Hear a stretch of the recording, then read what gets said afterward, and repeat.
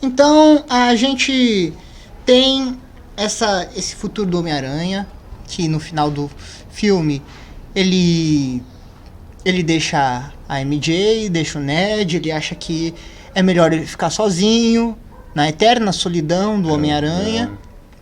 E aí a gente tem essa questão que no filme ele fica sozinho lá e a gente tem o futuro. A gente tem uma nova trilogia confirmada com o Tom Holland. Sim, sim. E aí a gente pensa, a gente pode, como eu posso dizer,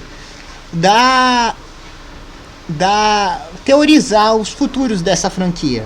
Sim. Eu teorizei os possíveis vilões. A gente tem que lembrar que no final do filme, né, na cena pós-créditos, a primeira cena pós-créditos, mostra lá o Ed Brock do Tom Hardy, o Venom ali, e aí ele é mandado de volta, mas um pedacinho do simbionte fica lá. Fica lá, é. Aí eu vou perguntar pra você, André, precisa de simbionte com esse Homem-Aranha? Olha, João, pra ser muito sincero, não.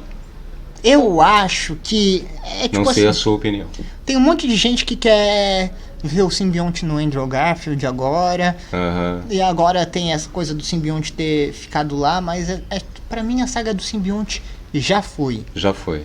Pra mim também. Eu não gosto de coisas repetidas, porque quando repete coisas... Fica cansativo. Fica cansativo e é isso que prejudica muitas histórias. E é por isso mesmo que eu acho...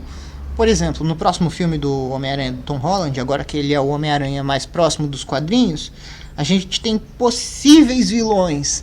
E aí o quarto filme, né, dessa nova trilogia, eu dei algumas sugestões. A gente tem o Ned que pode se tornar um vilão, né? Eu prometo que eu não vou virar um super vilão e tentar matar você, mas a gente já viu que ele tem uma coisinha de magia. Que já foi uma dica, essa frase também no filme, né? Que a Marvel ela vai jogando, né? Mexendo com o nosso psicológico, né? E a gente tem essa questão do Ned ser nos quadrinhos, eu acho que ele tem alguma relação com o Duende Macabro. O Duende Macabro, Então, ele é o Duende Macabro. Tem que ter uma ideia ali. Você tem o Kraven, o Rei do Crime. O Rei do Crime. Você já está confirmado nesse universo. Calcanhar de Aquiles, o Rei do Crime. Você tem o Homem Hídrico, o Gatuno, que a gente já viu o Donald Glover no primeiro filme. Muito bom. O De Volta Pra Casa. Ele fala do sobrinho dele, que provavelmente ele estava falando do Miles Morales. Então, provavelmente... pode ser um dos vilões dessa nova trilogia. Donald Glover como Gatuno, Donald Glover, o Childish Gambino, que fez o Lando Calrissian no filme do Solo. O Donald Glover é incrível. Fantástico. A gente tem o Homem-Lobo, porque agora que a gente tem o Jameson aí nessa nova trilogia, a gente pode ter o filho dele, que a gente sabe que tem uma história do filho dele. Ele vai pra Lua, ele é infectado, e ele se torna o Homem-Lobo, uma espécie de lobisomem branco. Mas o principal, o Escorpião. O Escorpião era um vilão que estava sugerido desde o De Volta Pra Casa, na cena pós-créditos do Abutre. E muito esperado, muito aguardado.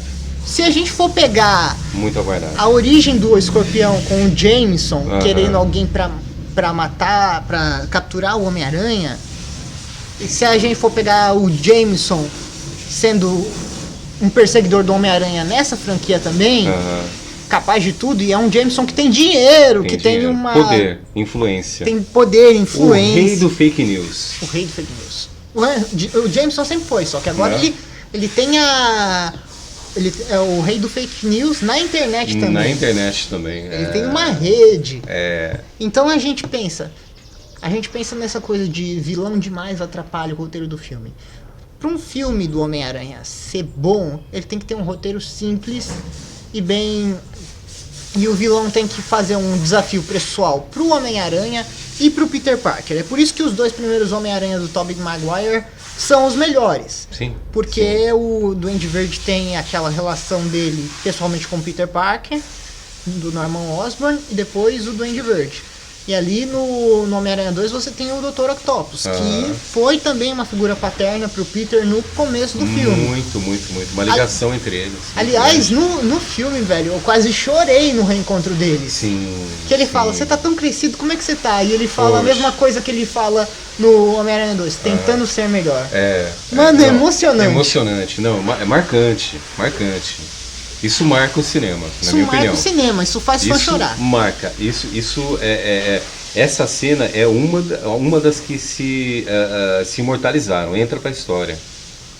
Então eu diria assim, realmente a gente tem essa questão do Escorpião, porque se a gente for pensar, um vilão só num filme, e você tem esse Peter Parker que ele tá aprendendo a se virar, ele tá tendo que pagar aluguel, tá tendo que trabalhar, ele não tem identidade, então como ele vai entrar pro MIT? Provavelmente ele não entre pra faculdade nenhuma, ou entra, a gente não sabe.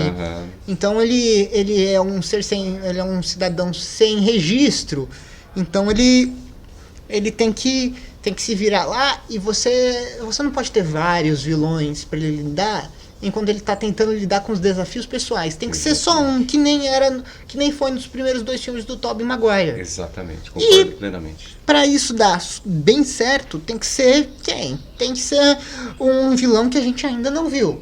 A gente já teve Abutre, Dr.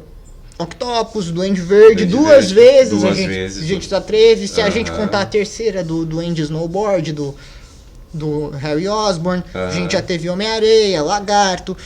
Então, Mistério, pega outro vilão inédito, que essa franquia do Tom Holland só pegou os vilões inéditos. Abutre, o Mistério, e aí outros vilões que a gente já conhecia, mas pra revisitar toda a franquia, fazer o filme evento. Agora, faz o Escorpião. Eu concordo plenamente com a sua linha de pensamento, por isso que nós estamos falando, né? Tanto eu como o João, a gente concorda, né? Que não há necessidade, né, de fazer algo repetitivo e cansativo, sendo que a gente tem um personagem aí muito esperado, muito aguardado também, principalmente você que é fã do Homem-Aranha, acompanha ele desde a época dos quadrinhos. O Escorpião, ele precisa aparecer, e é um material riquíssimo, e que se encaixaria de uma forma sublime.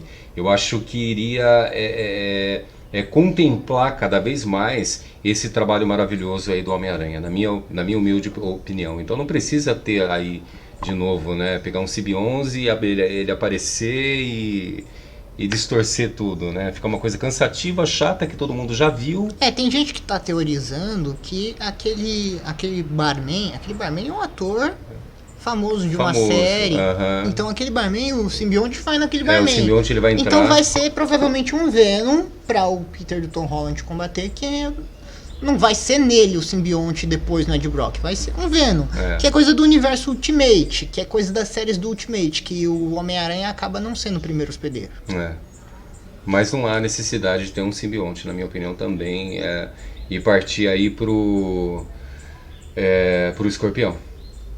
Né? Porque vai dar um material assim, dá pra fazer um belíssimo filme, né? E trabalhar ele muito bem. Um filme estilo Homem-Aranha 2, estilo Homem-Aranha 2. E vai o quê? Vai agregar muito.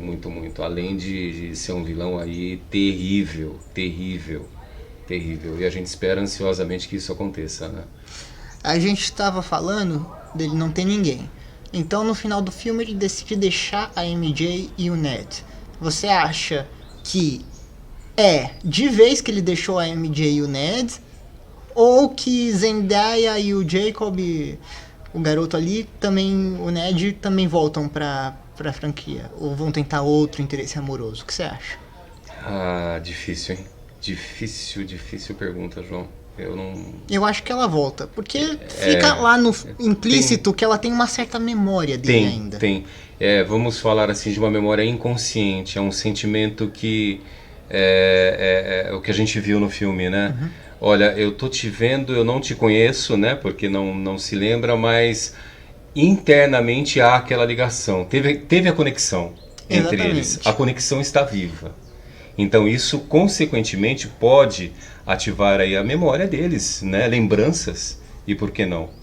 Dá pra se trabalhar. Isso teve uma conexão ali muito clara, né? Entre eles. Não teve como não ter. E isso pode gerar um Né? certo conflito. Eu fico imaginando que ela lembre sozinha e ela entre em conflito com ele porque ele decidiu não contar pra ela. De novo, ele tomou a decisão por ela, sendo que ele prometeu que ele ia contar. Então, e sem falar no fato de que o feitiço do Doutor Estranho, ele afetou todo mundo mesmo? Eu quero dizer, o mundo pode ter sido todo mundo, mas e o universo? Como é que ficou? Como é que fica o universo? Se a gente pensar, Feiticeira Escarlate, a Wanda, será que ela tá tão poderosa que o feitiço não afetou ela? E a gente tem as pessoas fora do planeta, do universo Marvel, que conhecem Peter Parker. Nick Fury tá fora do planeta. Nick Fury, de verdade, tá fora do planeta, só vai voltar fora. agora no Secret Invasion. Muito bom.